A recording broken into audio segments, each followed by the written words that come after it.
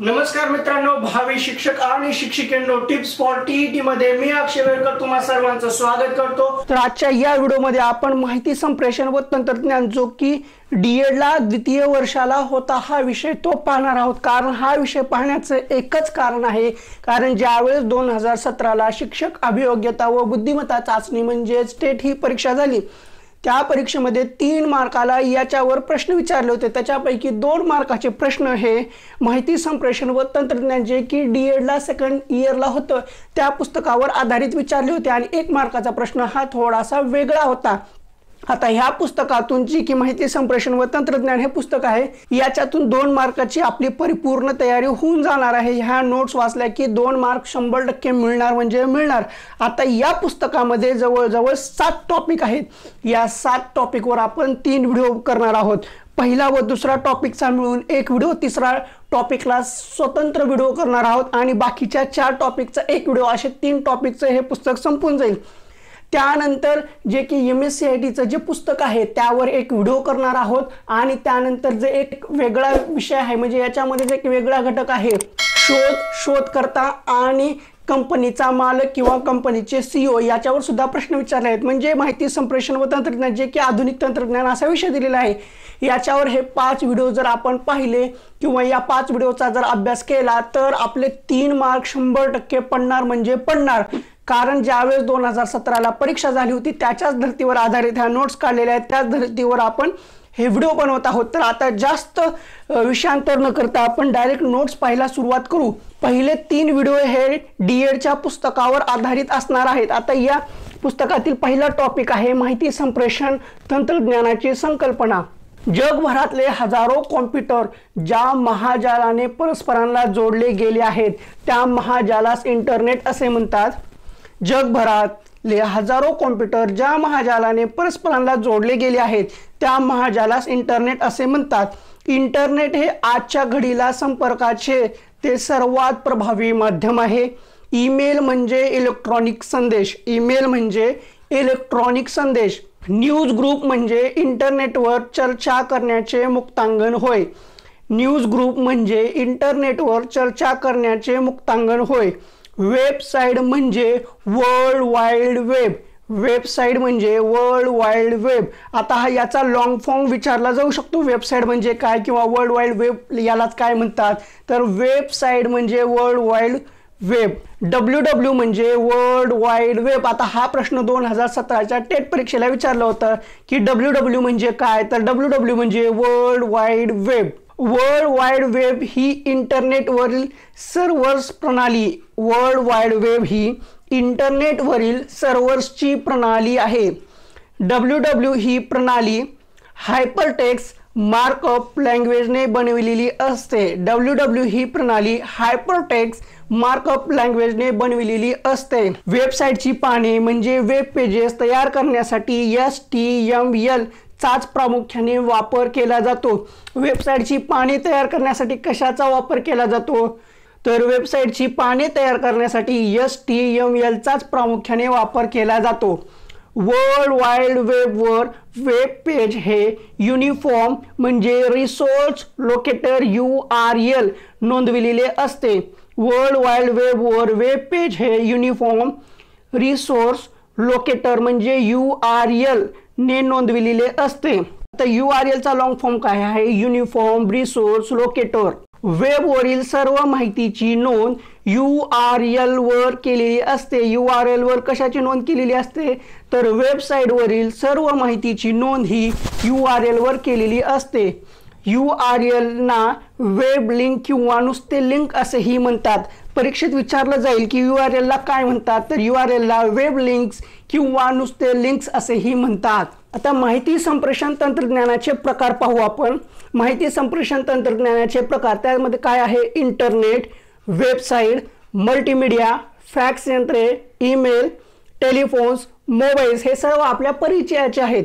सन 1969 मध्ये इंटरनेटची उभारणी झाली। इंटरनेटची उभारणी कधी झाली, तर सन 1969 मध्ये इंटरनेटची उभारणी झाली। वेबसाईट हा परस्पर संबंध निर्माण करणारा बहुविध माध्यम स्वरूपातील दळणवळणाचा एक प्रकार आहे। वेबसाईट हा परस्पर संबंध निर्माण करणारा बहुविध माध्यम स्वरूपातील दळणवळणाचा एक प्रकार आहे. आता मल्टीमीडिया प्रणाली कशी असते? मल्टीमीडिया तंत्रप्रणाली आपण वेन आकृत्या घटक शिकलेला आहे बुद्धिमत्ते, त्याच प्रकारचा हा आहे. दूरसंचार तंत्रप्रणाली, संगणक तंत्रप्रणाली, ग्राहक उपयोगी इलेक्ट्रॉनिक तंत्रप्रणाली म्हणजेच मल्टीमीडिया तंत्रप्रणाली. आता मल्टीमीडियाचे मुख्य घटक कुठले कुठले आहेत? टीव्ही आहे, रेडिओ आहे, व्हिडिओ आहे, संगणक आहे. आता आपण फॅक्स यंत्राबद्दल माहिती घेऊ. फॅक्स यंत्र ही फॅक्सिमिली ट्रान्समिशन मशीन्स, फॅक्स यंत्र फॅक्सिमिली ट्रान्समिशन मशीन्स. फॅक्स यंत्र ही उपकरणे एखाद्या दस्तऐवजाची प्रतिमा तपासतात. विधान महत्वाचं आहे. फॅक्स यंत्र ही उपकरणे एखाद्या दस्तऐवजाची प्रतिमा तपासतात. त्या प्रतिमेचे रूपांतर सांकेतिक खुणात होते. कशाचे? फॅक्स यंत्रातील जे उपकरणे एखाद्या दस्तऐवजाची प्रतिमा तयार करतात किंवा प्रतिमा तपासतात ना, त्या प्रतिमेचे रूपांतर सांकेतिक खुणात होते आणि ते टेलिफोनवरून संकेत स्वीकारणाऱ्या यंत्रापर्यंत येऊन पोहोचते. मायक्रो कॉम्प्युटर्स जे फॅक्स मोडेम सर्किट बोर्ड्स वापरतात, त्यांचा उपयोग फॅक्स संदेश पाठवण्यासाठी किंवा घेण्यासाठी करतात. मायक्रो कॉम्प्युटर्स जे फॅक्स मोडेम सर्किट वापरतात, त्यांचा उपयोग फॅक्स संदेश पाठविण्यासाठी किंवा घेण्यासाठी करतात. आता आवाज निरोप यंत्रणा म्हणजे काय ते पाहू. आवाज निरोप यंत्रणा या टेलिफोनशी जोडलेल्या संगणक यंत्रणा आहेत. आवाज निरोप यंत्रणा या टेलिफोनशी जोडलेल्या संगणक यंत्रणा आहेत. त्या मानवी आवाजाचे रूपांतर डिजिटल बिट्समध्ये करतात. आवाज निरोप यंत्रणा या टेलिफोनशी जोडलेल्या संगणक यंत्रणा आहेत. त्या मानवी आवाजाचे रूपांतर डिजिटल बिट्समध्ये करतात. आवाज निरोप या यंत्रणा खूप मोठ्या प्रमाणावर येणारे टेलिफोन्स कॉल्स किंवा संदेश घेतात आणि व्हॉइस मेल बॉक्समधून त्यांचे नियंत्रण करतात. आता आपण संगणकाची प्राथमिक माहिती पाहू. सुमारे 2000 BC या काळात चीन, इजिप्त इत्यादी देशात ॲबॅकस नावाचे यंत्र वापरात होते. ॲबॅकस नावाचे यंत्र कधी वापरात होते? तर सुमारे 2000 BC या काळात. कुठे? चीन, इजिप्त इत्यादी देशात ॲबॅकस नावाचे यंत्र वापरात होते. मण्यांच्या पाठीसारखे हे यंत्र बेरीज, वजाबाकी, गुणाकार, भागाकार करण्यासाठी उपयोगी होते. आता ॲबॅकस नावाचे यंत्र कशासाठी उपयोगी होते? तर मण्यांच्या पाठीसारखे हे यंत्र बेरीज, वजाबाकी, गुणाकार, भागाकार करण्यास उपयोगी होते. सन 1614 साली लॉन्ग टेबलचा शोध कोणी लावला? तर सन 1614 साली लॉन्ग टेबलचा शोध जॉन नेपियनने लावला. तर जॉन नेपियनने कशाचा शोध लावला? तर जॉन नेपियनने लॉन्ग टेबलचा शोध लावला. लॉन्ग टेबलचा शोध कधी लागला? तर लॉन्ग टेबलचा शोध हा 1614 साली लागला. आता 1614 साली लॉन्ग टेबलचा शोध कोणी लावला? तर 1614 साली लॉन्ग टेबलचा शोध जॉन नेपियनने लावला. लॉन्ग टेबलच्या संकल्पनेवर आधारित स्लाइड रूलचा शोध 1620 मध्ये विल्यम ऑटरेड या शास्त्रज्ञाने लावला. हा आपण दुसरा टॉपिक पाहतोय. पहिला टॉपिक संपलेला आहे. दुसरा टॉपिक संगणकाची प्राथमिक माहिती आहे. याच्यामध्ये शोध व शोधकर्ता खूप आहेत. एकदम प्राथमिक सुरुवातीपासून माहिती आहे. 1614 साली लॉन्ग टेबलचा शोध जॉन नेपियनने लावला. आता लॉन्ग टेबलच्या संकल्पनेवर आधारित स्लाइड रूल, लॉन्ग टेबलच्या संकल्पनेवर आधारित काय आहे? Slide rule. आणि आता या स्लाइड रूलचा शोध कधी लागला? तर स्लाइड रूलचा शोध 1620 साली लागला. 1614 साली लॉन्ग टेबलचा शोध लागला. तो लावला जॉन नेपियनने.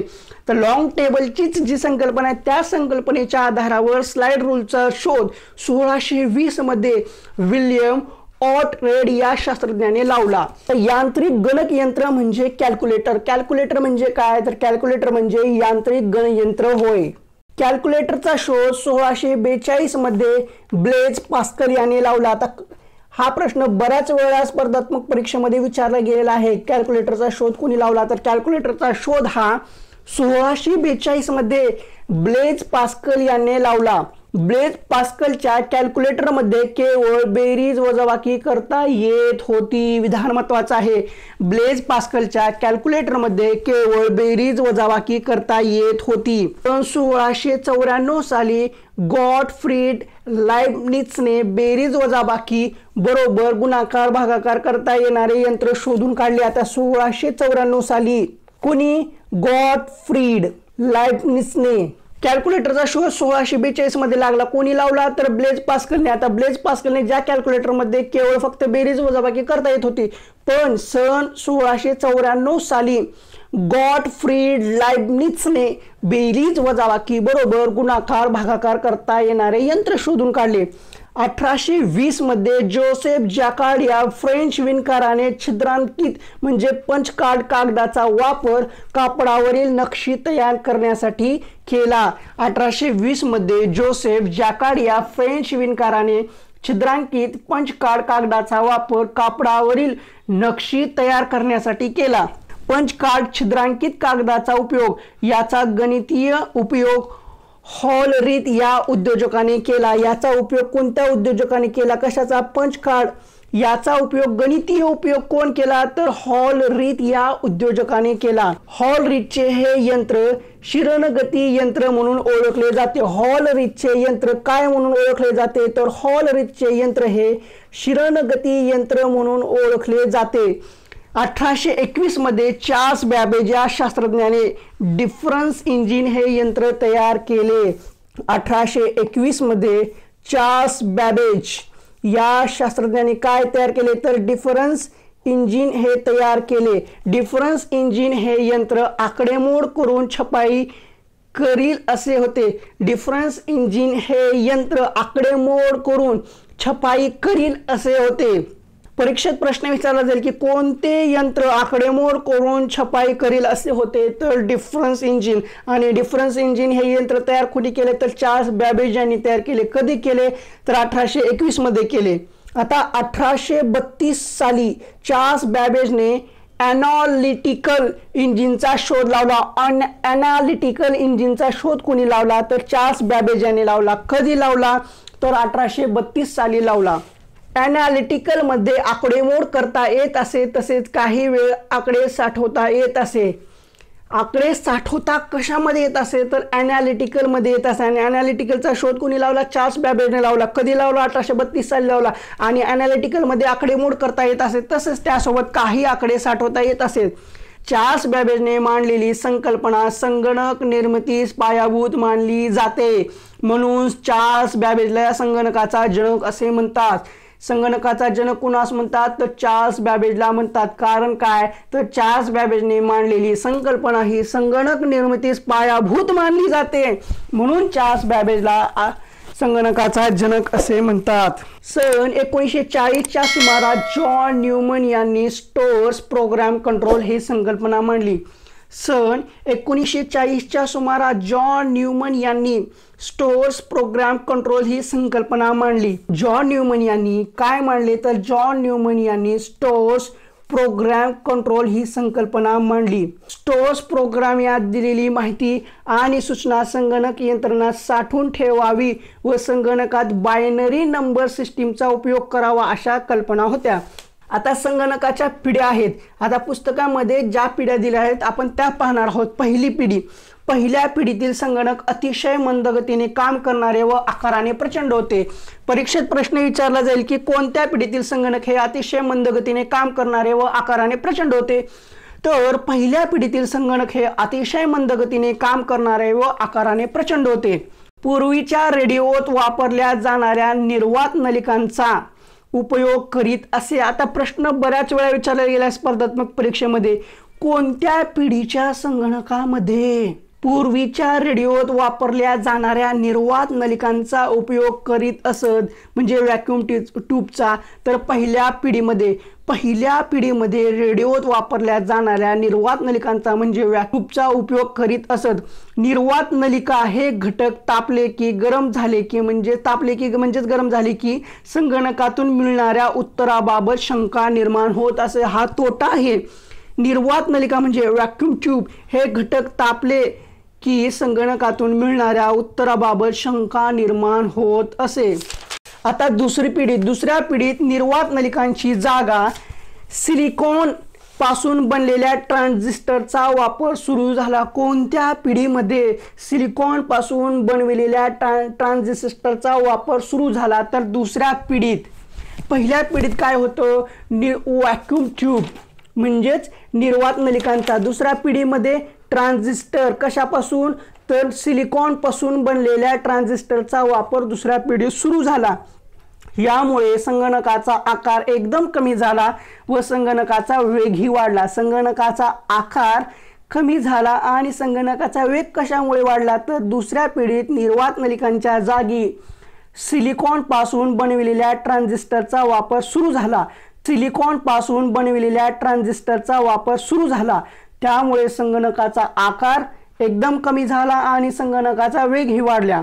सिलिकॉनच्या छोट्या तुकड्यावर अनेक कार्य करणारे विद्युत मंडळातील घटक बसविले की या तुकड्याला आयसी म्हणतात। आयसी कशाला म्हणतात तर सिलिकॉनच्या छोट्या तुकड्यावर अनेक कार्य करणारे विद्युत मंडळातील घटक बसविले की या तुकड्याला आयसी म्हणतात। यात लक्षावधी ट्रान्झिस्टर, कंडक्टर्स, रेझिस्टर्स बसविलेले असतात। आता दुसऱ्या पिढीतील संगणक कोणते आहेत तर ICT 1301, IBM 1401 हे दुसऱ्या पिढीतील संगणक आहेत किंवा दुसऱ्या पिढीतील संगणकाची उदाहरणे आहेत। आता तिसरी पिढी पाहू आपण संगणकाची। ट्रान्झिस्टरच्या तंत्रज्ञानाचा उपयोग करून पुढे त्यापेक्षा कमी आकार असलेले इंटिग्रेट्स सर्किट्स म्हणजे इंटिग्रेटेड सर्किट्स यांचा शोध लागला।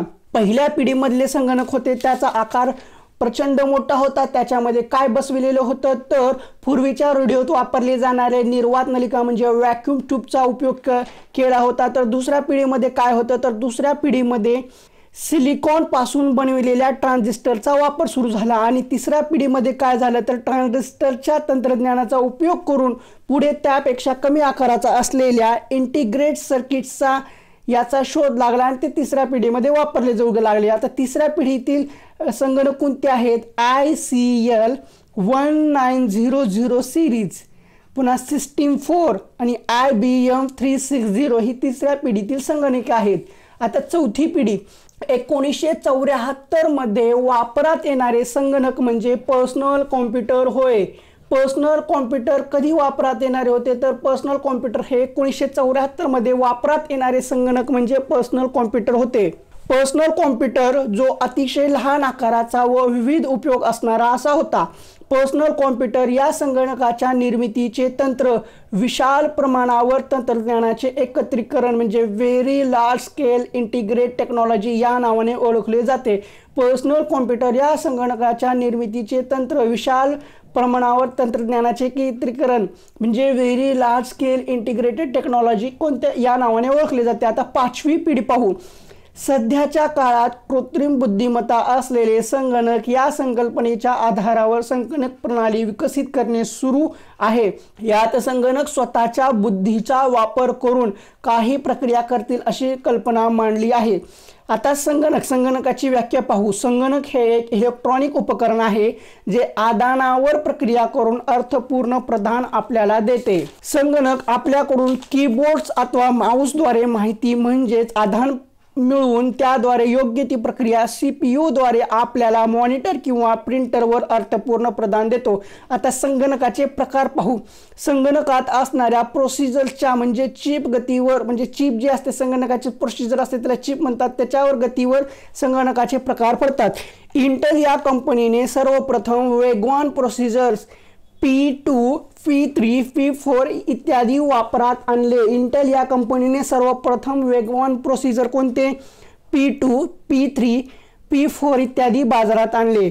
या चिप्सवर कोरलेल्या अंकावरून त्यांचे प्रकार ओळखता येतात व त्यावरून त्यांचा वेग किती आहे हे समजते।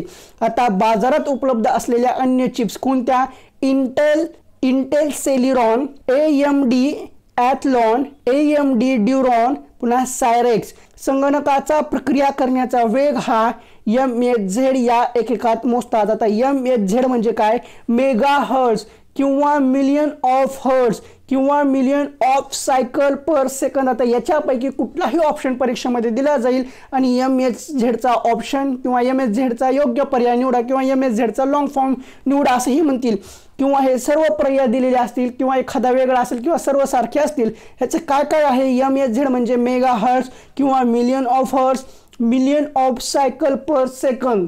मेगाहर्ट्झ जितके जास्त तेवढा प्रक्रिया करण्याचा वेग जास्त असतो। सध्या पेंटियम 4 ही चिप असणारा संगणक हा क्षमता व वेग या दोन्ही दृष्टीने सर्वात शक्तिमान मानला जातो। कोणता? पेंटियम 4 ही चिप असणारा संगणक हा क्षमता व वेग या दोन्ही दृष्टीने सर्वात शक्तिमान मानला जातो। असे असले तरीही पेंटियम 3 ही युनिट चिप असणारा व 100 MHz IGX इतका वेग असणारा व SD RAM मेमरी वापरणारा संगणक हा पेंटियम 4 ही चिप असणाऱ्या 1500 मेगाहर्ट्झ वेग असणाऱ्या व महागडी RD RAM मेमरी असणाऱ्या संगणकापेक्षा दैनंदिन घरातील कामासाठी अधिक उपयुक्त आहे। आता सुपर संगणक, सर्वात शक्तिमान असे सुपर संगणकाची ओळख आहे। परीक्षेमध्ये प्रश्न विचारला गेलेला आहे। आता परीक्षेमध्ये प्रश्न विचारला गेलेला आहे, बऱ्याच वेळा विचारला गेलेला आहे। आपल्या टेट मध्ये सुद्धा विचारला होता की सर्वात शक्तिमान संगणक कोणता? तर सुपर संगणक हा सर्वात शक्तिमान असा संगणक आहे आणि याचीच ओळख सर्वात शक्तिमान अशी सुपर संगणकाची ओळख आहे। प्रचंड वेगाने काम करणारा हा सुपर संगणक, यामध्ये अनेक CPU हे एका वेळेस पॅरलेल करतात, म्हणजे साधारण 100 असतात। सुपर संगणक हवामान खाते, कॉम्प्लेक्स मॉडेलिंग, खनिज तेल संशोधन इत्यादी ठिकाणी वापरतात। सुपर संगणक कुठे वापरतात? तर सुपर संगणक हे हवामान खाते, कॉम्प्लेक्स मॉडेलिंग, खनिज तेल इत्यादी संशोधन इत्यादी ठिकाणी वापरतात। आता सुपर संगणकाचे उदाहरण काय आहे? तर परम 1000 किंवा परम 1000 XMP2 ही सुपर संगणकाची उदाहरणे आहेत। मेन फ्रेम पाहू, म्हणजे मेन फ्रेम संगणक। मेन फ्रेम हा आकाराने अतिशय मोठा, खोली भरेल एवढ्या आकाराचा आणि चांगली स्मृती मंजुषा असलेला संगणक म्हणजे मेन फ्रेम होय। परीक्षेमध्ये प्रश्न विचारला जाऊ शकेल, चांगली स्मृती मंजुषा असलेला संगणक कोणता? तर चांगली स्मृती मंजुषा असलेला संगणक म्हणजे मेन फ्रेम संगणक होय। मेन फ्रेम संगणक सामान्यतः सैन्य, बचाव नियंत्रण, औद्योगिक माहिती पुनर्संकलनासाठी वापरले जाते। कोणता संगणक कुठं वापरला जातो हे परीक्षेत विचारलं जातं। मेन फ्रेम संगणक म्हणजे मेन फ्रेम संगणक सामान्यतः सैन्य, बचाव नियंत्रण, औद्योगिक माहिती पुनर्संकलनासाठी वापरले जातात। उदाहरणार्थ आता मेन फ्रेम संगणकाची उदाहरणे कोणती आहेत? IBM 4381, हनीवेल DPS8, क्रे MP48, हनीवेल अशी ही मेन फ्रेम संगणकाची उदाहरणे आहेत। आता मिनी संगणक पाहू आपण। मेन फ्रेमची किंचित प्रमाणात संकुचित आवृत्ती म्हणजे मिनी संगणक होय। मेन फ्रेमची किंचित प्रमाणात संकुचित आवृत्ती म्हणजे काय? तर मेन फ्रेमची किंचित प्रमाणात संकुचित आवृत्ती म्हणजे मिनी संगणक होय। मिनी संगणक ही कशाची आवृत्ती आहे? तर मिनी संगणक हे मेन फ्रेमची किंचित प्रमाणात संकुचित आवृत्ती आहे। मिनी संगणक कारखाने, विज्ञान, संशोधन, बँका इत्यादी ठिकाणी वापरले जातात। मिनी संगणक हे कुठे कुठे वापरले जातात? तर मिनी संगणक हे कारखाने, विज्ञान, संशोधन, बँका इत्यादी ठिकाणी वापरले जातात। आता मिनी संगणकाची उदाहरणे DECVAX2/730, पुन्हा DATA डाटा जनरल MV/8002 ही मिनी संगणकाची उदाहरणे आहेत। आता आपण मायक्रो संगणक पाहू। मायक्रो संगणक याची स्मृती मंजुषा कमी असते। कोणत्या संगणकाची स्मृती मंजुषा कमी असते? तर मायक्रो संगणक याची स्मृती मंजुषा कमी असते। मायक्रो संगणक यामध्ये मायक्रो प्रोसेसरचा वापर CPU म्हणून केला जातो, म्हणूनच याला मायक्रो संगणक असे म्हणतात। मायक्रो संगणक यामध्ये कशाचा वापर करतात? मायक्रो संगणक यामध्ये मायक्रो प्रोसेसरचा वापर CPU म्हणून केला जातो, म्हणून याला मायक्रो संगणक असे म्हणतात। मायक्रो प्रोसेसरच्या प्रकारावरून मायक्रो संगणक याचा प्रकार ठरविला जातो। उदाहरणार्थ 8086, 80286, 80386, पेंटियम हे संगणक बहुतांशी व्यक्तिगत कार्यासाठी वापरले जातात। आता संगणकाचे महत्त्वाचे भाग कोणते आहेत? CPU, monitor, mouse, keyboard, microphone आणि हेडफोन। आता याच्यातील प्रत्येक एक पाहू आपण। सेंट्रल प्रोसेसिंग युनिट म्हणजे CPU। CPUचा लॉंग फॉर्म विचारला जाईल, तर सेंट्रल प्रोसेसिंग युनिट म्हणजे CPU। संगणकाचा हा भाग बहुतेक उभ्या पेटीसारखा भागात बसविलेला असतो। CPU मध्ये अनेक लहान लहान भागी असतात। उदाहरणार्थ motherboard, hard disk, RAM, floppy disk, drive, sound card इत्यादी। आता परीक्षेमध्ये विचारलं जाईल की motherboard, hard disk, RAM, floppy disk drive, sound card हे कशाचे भाग आहेत तर हे सीपीयूचे भाग आहेत. मॉनिटर काय आहे? मॉनिटर हा टीव्हीच्या पडद्या सदृश्य दिसणारा संगणकाचा भाग आहे. म्हणजे समोर जी आपल्याला स्क्रीन दिसते तीच असते मॉनिटर. मॉनिटर हा टीव्ही सारखा पडद्यावर सदृश्य दिसणारा संगणकाचा भाग आहे. संगणकाद्वारे मिळालेले उत्तरे मॉनिटरवर दाखविली जातात. तर मॉनिटरचे प्रकार कोणते कोणते आहेत? मोनोचो म्हणजे ब्लॅक अँड व्हाईट, पहिले जे होते ना ब्लॅक अँड व्हाईट असले मोठा डब्बा असलेला ते. LCD, VGA, SVGA हे मॉनिटरचे प्रकार आहेत. पुन्हा LCD, आता LCDचा लॉंग फॉर्म काय आहे? Liquid crystal display. LCDचा लॉंग फॉर्म काय आहे? Liquid crystal display. आता VGAचा तर व्हिडिओ ग्राफिक्स अडॅप्टर. VGAचा लॉंग फॉर्म काय आहे? Video graphic adapter. आता SVGAचा लॉंग फॉर्म काय आहे तर सुपर व्हिडिओ ग्राफिक अडॅप्टर. परीक्षेमध्ये विचारलं जाईल की सुपर व्हिडिओ ग्राफिक अडॅप्टर याचे संक्षिप्त रूप काय आहे तर SVGA. मॉनिटर हे डिजिटल किंवा एनालॉग ही असू शकतात. मॉनिटर हे डिजिटल किंवा एनालॉग ही असू शकतात. आता कीबोर्डचे 2 प्रकार पडतात. कीबोर्डचे किती प्रकार पडतात तर 2 प्रकार पडतात. 83-84 कीज असणारा प्रमाणित कीबोर्ड किंवा प्रगत आवृत्ती कीबोर्डचा हा प्रकार आजकाल जास्त लोकप्रिय झाला आहे व यात 104हून किंवा त्यापेक्षाही जास्त कीज असतात. तुमच्याकडे कीबोर्ड असेल तर तो चेक करून पहा, त्याच्यात 104 पेक्षा जास्त कीज आढळून येतील तुम्हाला. संगणकाचे अंगभूत घटक. संगणकाचे आवश्यक व वैकल्पिक घटक. आता आवश्यक घटक कुठले आहेत? संगणकाचे आवश्यक घटक कुठले आहेत? प्रोसेसर असतं, हार्ड डिस्क आहे, रॅम लागतं, डिस्प्ले कार्ड लागतं, व्हिडिओ कार्ड लागतं, कीबोर्ड लागतं, ड्राईव्ह लागतं म्हणजेच हार्ड डिस्क, फ्लॉपी डिस्क आणि CD रोम. आता वैकल्पिक ते आपल्यावर घ्यायचे असतात किंवा नसतात, पण आवश्यक घटक एखादा संगणक असेल तर त्यासाठी आवश्यक म्हणजे आवश्यकच असतं, त्याच्याशिवाय पर्यायच नाही. कोणते आवश्यक घटक आहेत? Processor, hard disk, RAM, display card, keyboard, drive, floppy disk किंवा CD रोम हे सर्व घटक आवश्यक असतात. आता वैकल्पिक घटक किंवा आपण ते नंतर घेऊ शकतो, नाही घेतले तरी चालू शकतात. कोणते आहेत? Printer, scanner, modem, DVD drive, speaker, Mouse. Input, process, output तत्वावर कॉम्प्युटरचे काम चालते. कॉम्प्युटरचे काम कसे चालते तर इनपुट, प्रोसेस, आउटपुट तत्वावर कॉम्प्युटरचे काम चालते. इनपुट, प्रोसेस आणि आउटपुट तत्वावर कॉम्प्युटरचे काम चालते. इनपुट म्हणजे कॉम्प्युटरला दिलेली माहिती आणि सूचना होय. इनपुट म्हणजे काय तर इनपुट म्हणजे कॉम्प्युटरला दिलेली माहिती आणि सूचना होय.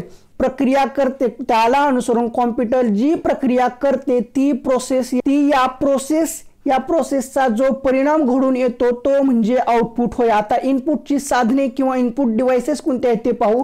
इनपुट आउटपुट कार्यचक्रात कॉम्प्युटरला इनपुट आणि त्यावर प्रोसेस करण्यासाठी साधनाची म्हणजे डिव्हाइसची गरज असते. कॉम्प्युटरला माहिती आणि सूचना देण्यासाठी वापरल्या जाणाऱ्या डिव्हाइसेस ना इनपुट डिव्हाइसेस म्हणतात.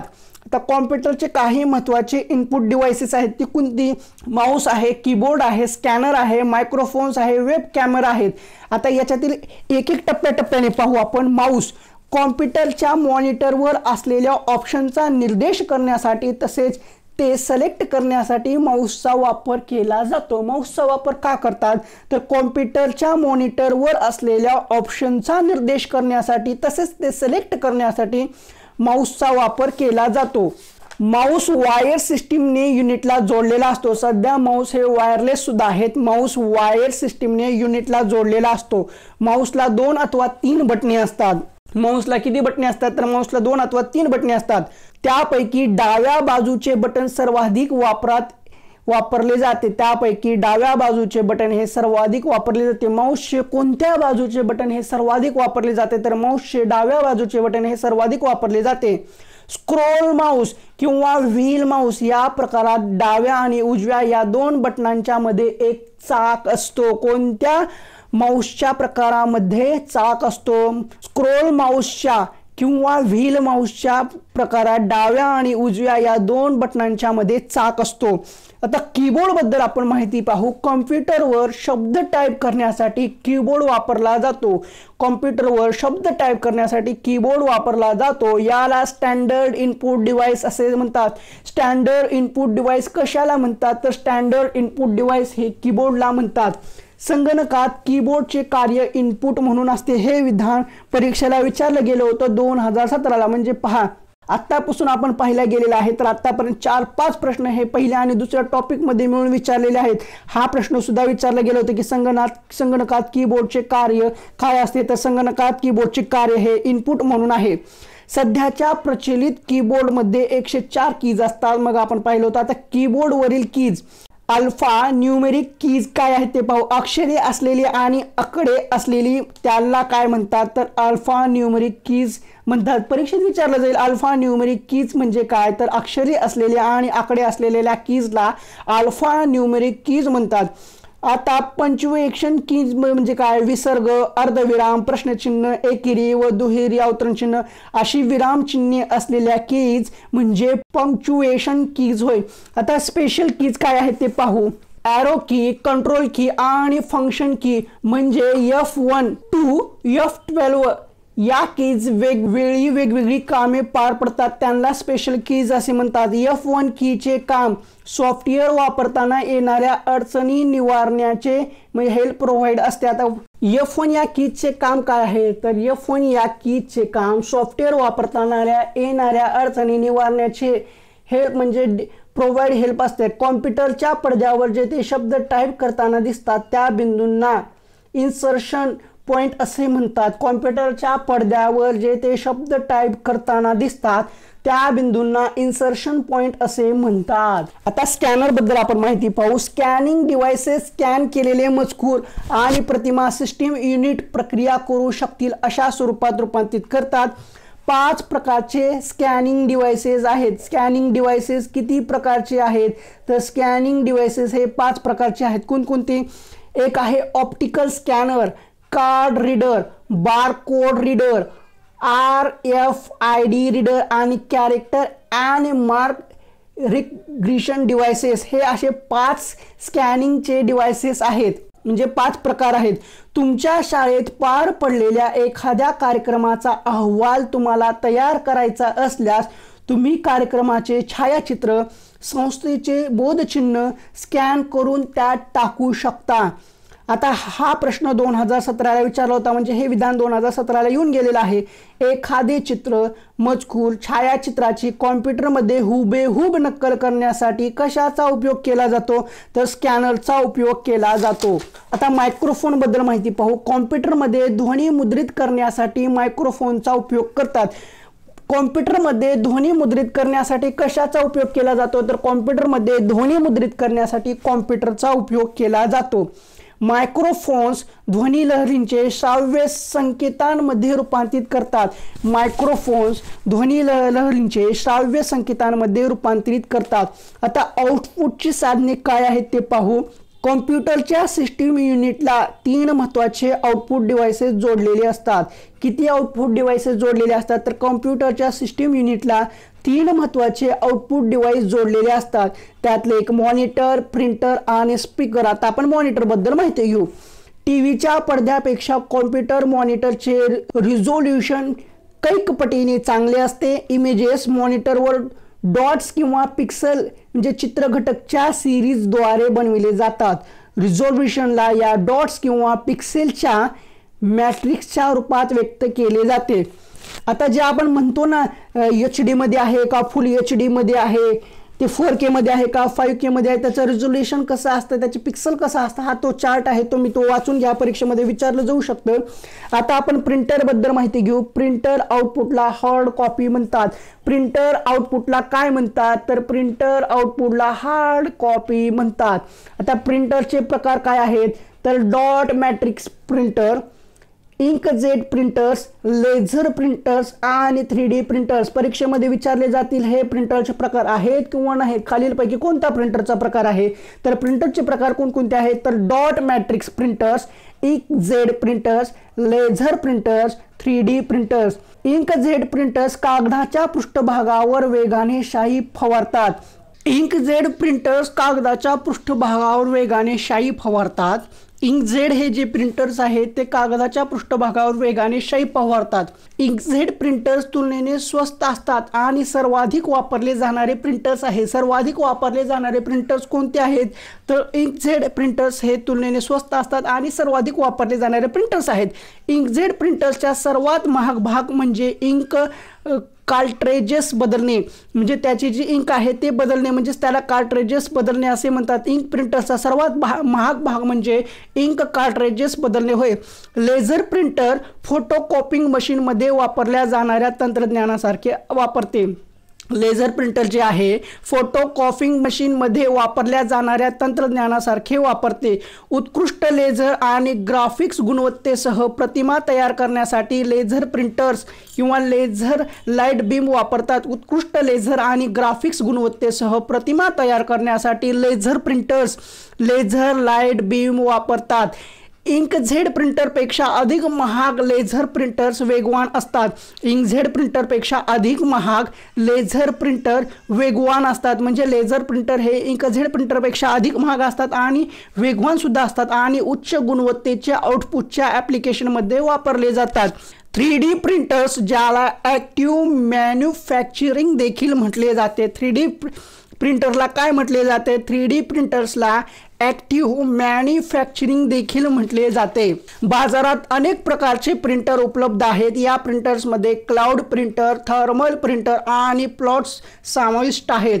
क्लाउड प्रिंटर हे इंटरनेटशी कनेक्ट केलेले प्रिंटर आहेत जे इंटरनेटवर इतरांना प्रिंटिंग सर्व्हिस प्रदान करतात. गुगल क्लाउड प्रिंटर ही एक सेवा आहे जी क्लाउड प्रिंटरला सपोर्ट करते. थर्मल प्रिंटर उष्मा संवेदनशील कागदावर प्रतिमा तयार करण्यासाठी उष्मा घटकाचा वापर करतात. थर्मल प्रिंटर पावती छापण्यासाठी ATM आणि पेट्रोल पंपावर मोठ्या प्रमाणावर वापरले जाते. थर्मल प्रिंटर कोठे सर्वाधिक वापरले जाते किंवा मोठ्या प्रमाणावर वापरले जाते तर थर्मल प्रिंटर हे पावती छापण्यासाठी ATM आणि पेट्रोल पंपावर मोठ्या प्रमाणावर वापरले जातात. प्लॉट्स हे विशेष हेतू प्रिंटर्स आहेत ज्यांना विशेष उत्पादन मोठ्या प्रमाणावर तयार करण्यासाठी वापर केला जातो. कॉम्प्युटरची काही साधने इनपुटच्या बरोबरीने आउटपुट डिव्हाइस म्हणूनही कार्य करतात. अशा डिव्हाइसना इनपुट आउटपुट डिव्हाइस किंवा IO डिव्हाइस असेही म्हटले जाते. मोडेम आणि नेटवर्क इंटरफेस कार्ड्स ही इनपुट आउटपुट डिव्हाइसची उदाहरणे आहेत. इनपुट आउटपुटची उदाहरणे कोणती? मोडेम आणि नेटवर्क इंटरफेस कार्ड्स म्हणजे इनपुट आउटपुट डिव्हाइसची उदाहरणे आहेत. आता आपण मोडेम बद्दल माहिती पाहू. मोडेम म्हणजे मॉड्युलेटर आणि डिमॉड्युलेटर. टेलिफोन, केबल आणि उपग्रहासारख्या विविध माध्यमातून डाटाचे वहन होत असते. हा डाटा संदेशाचे म्हणजे सिग्नल्स स्वरूपात वाहत असतो. टेलिफोन केबलद्वारे केवळ ॲनालॉग प्रकारचे सिग्नल्स वहन केले जाऊ शकतात. मोडेम हे सिस्टीम युनिटमध्ये बसविता येते किंवा बाहेरूनही कम्प्युटरला जोडता येते. केबलने सिस्टीम युनिटला जोडल्या गेलेल्या मोडेमला एक्सटर्नल मोडेम असे म्हणतात. केबलने सिस्टीम युनिटला जोडल्या गेलेल्या मोडेमला काय म्हणतात तर एक्सटर्नल मोडेम असे म्हणतात.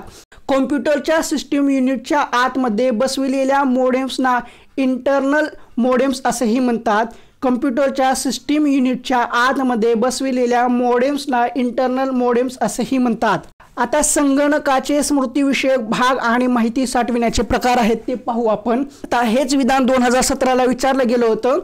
संगणकाचा स्मृतीविषयक भाग म्हणजे सेंट्रल प्रोसेसिंग युनिट, यालाच थोडक्यात CPU असे म्हणतात. CPU म्हणजे काय? संगणकाचा स्मृतीविषयक भाग म्हणजे सेंट्रल प्रोसेसिंग युनिट, यालाच थोडक्यात CPU असेही म्हणतात. CPU हा संगणकाचा सर्वात महत्त्वाचा भाग आहे. संगणकाचा सर्वात महत्त्वाचा भाग कोणता तर CPU येथेच डेटावर गणितीय किंवा तार्किक प्रक्रिया घडून आणल्या जातात. म्हणूनच CPU हा संगणकाचा मेंदू आहे. संगणकाचा मेंदू CPUच का तर CPU येथेच डेटावर गणितीय किंवा तार्किक प्रक्रिया घडून आणल्या जातात. म्हणूनच CPU हा संगणकाचा मेंदू आहे. आता याच्यामधले तब्बल 3 विधान हे आपल्या टेटला विचारलं गेलं होतं. आता दुसरं हे सुद्धा विचारलं होतं की तंत्रज्ञानाच्या भाषेत सीपीयूला काय म्हणतात. तर तंत्रज्ञानाच्या भाषेत सीपीयूला मायक्रो प्रोसेसर असेही म्हणतात. तुम्ही 2017चा टेटची पेपर पहा, त्याच्यामध्ये मिळून जाईल. मेंदूचे मनुष्यासोबत नाते तसेच सीपीयूचे कॉम्प्युटर सोबत नाते हे सुद्धा विधान परीक्षेला पडलेलं आहे. 2017च्या जशाच तसं विचारलं गेलं होतं. मेंदूचे मनुष्यासोबत नाते तसेच सीपीयूचे कॉम्प्युटर सोबत नाते. संगणकाचा मेंदू म्हणजे सीपीयू होय. संगणकाचा मेंदू म्हणजे सीपीयू होय. सीपीयूचा वेग मेगाहर्ट्झ या एककात मोजतात. संगणकाचा वेग कशात मोजतात तर मेगाहर्ट्झ या एककात मोजतात. सिस्टीम मेमरीचे मुख्य 2 प्रकारचे असते. सिस्टीम मेमरी ही मुख्य 2 प्रकारची असते. त्यातली पहिली कुठली आहे रॅम RAM म्हणजे रँडम ॲक्सेस मेमरी. दुसरी आहे रीड ओनली मेमरी. हे विधान TETला विचारले गेले होते आणि बऱ्याच परीक्षेमध्ये विचारलं गेलेलं आहे. रॅम म्हणजे काय रँडम ॲक्सेस मेमरी आणि रोम म्हणजे काय तर रीड ओनली मेमरी. आता आपण रँडम ॲक्सेस मेमरी बद्दल माहिती पाहू. संगणकाच्या मेमरीपैकी रॅम ही सर्वात महत्त्वाची मेमरी असते. विधान महत्त्वाचं आहे, लक्षपूर्वक ऐका. संगणकाच्या मेमरीपैकी रॅम ही सर्वात महत्त्वाची मेमरी असते. रॅम आणि रोम पैकी सर्वात महत्त्वाची मेमरी कोणती संगणकासाठी तर संगणकाच्या मेमरीपैकी रॅम ही सर्वात महत्त्वाची मेमरी असते. रॅमची क्षमता मेगाबाइट्स म्हणजे MB मध्ये मोजली जाते. रॅमची क्षमता कशामध्ये मोजतात तर रॅमची क्षमता ही मेगाबाइट्स म्हणजे MB मध्ये मोजली जाते. संगणकाची ही मेमरी डेटा व ॲप्लिकेशन प्रोग्राम साठवून ठेवण्यासाठी जाते. रॅम ही रीड राईट या प्रकारातील असते पण कायमस्वरूपी नसते. विधान महत्त्वाचं आहे, रॅम ही रीड राईट या प्रकारातील असते पण कायमस्वरूपी नसते. कायमस्वरूपी मेमरी कोणती रॅम आणि रोम पैकी कायमस्वरूपी कोणती असते असं विचारलं जातं. तर रॅम ही कायमस्वरूपी नसते. म्हणजे संगणक बंद केल्यानंतर रॅम मधील माहिती पुसली जाते. आता संगणक बंद केल्यानंतर कोणत्या मेमरी मधली माहिती पुसली जाते तर संगणक बंद केल्यानंतर रॅम मधली माहिती पुसली जाते. संगणकाच्या क्षेत्रात आज 2 प्रकारच्या रॅम वापरल्या जातात. संगणकाच्या क्षेत्रात किती प्रकारच्या रॅम वापरल्या जातात तर संगणकाच्या क्षेत्रात 2 प्रकारच्या रॅम वापरल्या जातात. कोणती डायनामिक रॅम आणि स्टॅटिक रॅम. आता डायनामिक रॅम ही क्षमतेवर असते आणि स्टॅटिक रॅम ही स्विचवर आधारित असते. आता डायनामिक रॅम आणि स्टॅटिक रॅमचे फायदे तोटे पाहू. आता डायनामिक रॅम त्याचा फायदा काय आहे, ही स्वस्त असते. डायनामिक रॅम ही स्वस्त असते, उच्च घनता असते. आणि स्टॅटिक रॅमचा फायदा काय आहे, त्याचा फायदा स्टॅटिक रॅमचा फायदा काय आहे तर वेग जास्त असतो, रिफ्रेश करण्याची आवश्यकता नसते, सतत विद्युत पुरवठ्याची आवश्यकता नसते. आता डायनामिक रॅमचा तोटा काय आहे तर याचे कमी वेग आहे, सतत विद्युत पुरवठा असतो. पण डायनामिक रॅमला कमी वेग आणि सतत विद्युत पुरवठा आवश्यक असतो. पण स्टॅटिक रॅमला वेग जास्त असतो, रिफ्रेश करण्याची आवश्यकता नसते, सतत विद्युत पुरवठ्याची आवश्यकता नसते. पण याचा सुद्धा काही तोटा आहे. स्टॅटिक रॅमचा तोटा काय आहे, ही महाग आहे आणि कमी घनता असलेली आहे. आता आपण रीड ओनली मेमरी बद्दल माहिती पाहू. रीड ओनली मेमरी या प्रकारची मेमरी कायम स्वरूपाची असते. रँडम ॲक्सेस मेमरी ही कायम स्वरूपाची नसते. रीड ओनली मेमरी म्हणजे रोम ही कायम स्वरूपाची असते व त्यात कोणतेही बदल करता येत नाहीत. प्रॉम म्हणजे प्रोग्रामेबल रोम. आता EEPROM म्हणजे इरेजेबल प्रोग्रामेबल रोम ही एक विशेष प्रकारची रोम असते कारण यात युजर स्वतःचा प्रोग्राम लिहू शकतो. इलेक्ट्रिकली इरेजेबल प्रोग्रामेबल रोम ह्या रोमसाठी सुद्धा युजर स्वतः प्रोग्राम लिहू शकतो. या रोमची पिन संगणकात जेथे जोडलेली असते त्या पिनमधून विजेचा विशिष्ट दाब पाठविल्यास व विशिष्ट वेळ दिल्यास EEPROM मधील माहिती पुसली जाऊ शकते. आता हा प्रश्न 2008च्या CETला विचारला गेला होता. तंत्रज्ञान म्हणजे काय तर तंत्रज्ञान म्हणजे उपयोजित विज्ञान होय. एखाद्या मजकुराचे मूळ स्वरूपात आदान प्रदान करण्यासाठी दूरछाया फॅक्स या यंत्राचा वापर करतात. संप्रेषण प्रणाली ही ॲनालॉग मोडवर आधारलेली असते. संप्रेषण प्रणाली ही कशावर आधारलेली असते तर संप्रेषण प्रणाली ही ॲनालॉग मोडवर आधारलेली असते. संगणक प्रणाली डिजिटल मोडवर आधारलेली आहे. संप्रेषण प्रणाली ही ॲनालॉग मोडवर आधारलेली आहे. विधान महत्त्वाचं आहे. संप्रेषण प्रणाली ही ॲनालॉग मोडवर आधारलेली असते, तर संगणक प्रणाली ही डिजिटल मोडवर आधारलेली असते. विधान लक्षात घ्या, महत्त्वाचे आहेत. संप्रेषण प्रणाली ॲनालॉग मोडवर, संप्रेषण प्रणाली ॲनालॉग मोडवर आणि संगणक प्रणाली डिजिटल मोडवर. माहिती संप्रेषण तंत्रज्ञानात माहिती हा प्रमुख स्रोत आहे. संगणक प्रणाली ही 0 व 1 या 2 अंकांनी विकसित झाली आहे. संगणक प्रणाली कोणत्या 2 अंकांनी विकसित झालेली आहे, तर संगणक प्रणाली ही 0 व 1 या 2 अंकांनी विकसित झालेली आहे. इंटरनेटद्वारे होणाऱ्या व्यापाराला ई कॉमर्स म्हणतात. इंटरनेटद्वारे होणाऱ्या व्यापाराला ई कॉमर्स म्हणतात. इंटरनेटद्वारे होणाऱ्या पत्रव्यवहाराला ईमेल म्हणतात. आता इंटरनेटद्वारे होणाऱ्या व्यापाराला ई कॉमर्स म्हणतात, पण इंटरनेटद्वारे होणाऱ्या पत्रव्यवहाराला ईमेल म्हणतात. टेलिव्हिजनचे दूरदर्शनचे प्रसारण प्रथम इंग्लंड या देशात झालते. हे विधान सुद्धा बऱ्याच वेळा परीक्षेमध्ये येऊन गेलेलं आहे. दूरदर्शनचे प्रसारण प्रथम कुठे झाले, तर दूरदर्शनचे प्रसारण प्रथम इंग्लंड या देशात झाले. टेलिफोन, दूरदर्शन, मोबाईल सारख्या संप्रेषण तंत्रज्ञानात मायक्रोवेव्ह यंत्रणेत वापरल्या जाणाऱ्या डिश अँटेना बरोबरच उपग्रह हे प्रमुख माध्यम असते. संप्रेषण तंत्रज्ञानातील प्रमुख घटक प्रेषक, संदेश, माध्यम, ग्राहक. क्रम चुकीचा दिला जाऊ शकतो, योग्य क्रम निवडा असं सुद्धा सांगितलं जाऊ शकतं. संप्रेषण तंत्रज्ञानातील प्रमुख घटक हे प्रेषक, संदेश, माध्यम आणि ग्राहक हे आहेत. ॲनालॉग स्वरूपातील माहितीचे डिजिटल स्वरूपात व पुन्हा ॲनालॉग स्वरूपात रूपांतर करण्यासाठी मोडेम हे साधन वापरतात. संगणकाचे जनक चार्ल्स बॅबेज यांना संबोधले जाते. डिफरेन्शियल इंजिन चार्ल्स बॅबेज यांनी विकसित केलेले आहे.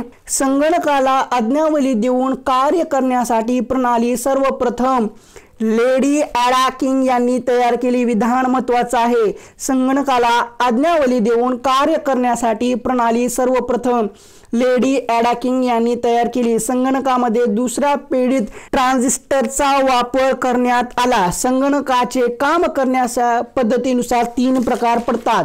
1971 मध्ये निर्माण करण्यात आलेल्या मायक्रोप्रोसेसर चिप संगणकाच्या कार्यक्षमतेत व आकारात क्रांतिकारक बदल घडवून आणला. कशाने? मायक्रोप्रोसेसर चिपने. संगणकाचे आकारानुसार, स्मृती क्षमतेनुसार 4 मुख्य प्रकार पडतात. मायक्रो संगणकाचा वापर वैयक्तिक कामासाठी केला जातो. अंकाधिष्ठित संगणक म्हणजे डिजिटल कॉम्प्युटर मोजणे या तत्वावर कार्य करते. मोजणे व मापणे या तत्वावर हायब्रिड प्रकारचा संगणक कार्य करतो. मोजणे व मापणे या तत्वावर कोणता संगणक कार्य करतो, तर हायब्रिड प्रकारचा संगणक कार्य करतो. माऊस या साधनाचा समावेश इनपुट साधनांमध्ये होतो. माऊस या साधनाचा समावेश कशामध्ये होतो, तर इनपुट या साधनांमध्ये होतो. मोडेम हे अंतर्मग्न व बहिर्मग्न प्रकारचे साधन आहे. माहितीच्या हार्ड कॉपीसाठी प्रिंटर म्हणजे छपाई यंत्र या साधनाचा उपयोग होतो. मजकुराची प्रतिमा स्मृतीमधून एकाच वेळी फोटोप्रमाणे नॉन इम्पॅक्ट प्रिंटर्स कागदावर छापली जाते. मजकुराची प्रतिमा स्मृतीमधून एकाच वेळी फोटोप्रमाणे नॉन इम्पॅक्ट प्रिंटर्स कागदावर छापली जाते. डेस्कटॉप, नोटबुक, पामटॉप संगणक हे मायक्रो प्रकारचे संगणक आहेत. मायक्रो प्रकारचे संगणक आहेत का नाहीत, किंवा योग्य अयोग्य चुकी बरोबर मध्ये विचारलं जाऊ शकतं. डेस्कटॉप, नोटबुक, पामटॉप संगणक हे मायक्रो प्रकारचे संगणक आहेत. तर अशा पद्धतीने माहिती संप्रेषण व तंत्रज्ञान या पुस्तकातील पहिले 2 टॉपिक संपलेले आहेत. या 2 टॉपिकवरच इतके महत्त्वाचे नोट्स आहेत आणि याच्यावर जवळजवळ 10 ते 12 प्रश्न हे 2017च्या टेटला विचारले गेलेले आहेत.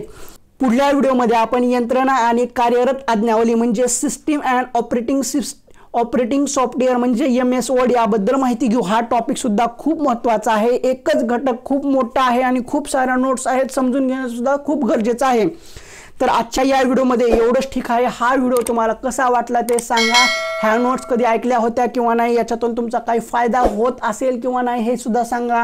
व्हिडिओ कसा वाटला तो कमेंट बॉक्समध्ये सांगा. व्हिडिओ आवडला असेल तर व्हिडिओला लाईक करा, शेअर करायला विसरू नका आणि आपल्या चॅनलला सबस्क्राईब करा. कधी सबस्क्राईब करा, जर ह्या नोट्सने तुमचा काही फायदा होत आहे किंवा होणार आहे असं वाटत असेल तर, आणि तरच पुढल्या व्हिडिओमध्ये आपण पुढला टॉपिक यंत्रणा आणि कार्यरत आज्ञावली म्हणजे सिस्टीम अँड ऑपरेटिंग सॉफ्टवेअर म्हणजे MS वर्ड याच्याबद्दल माहिती पाहू.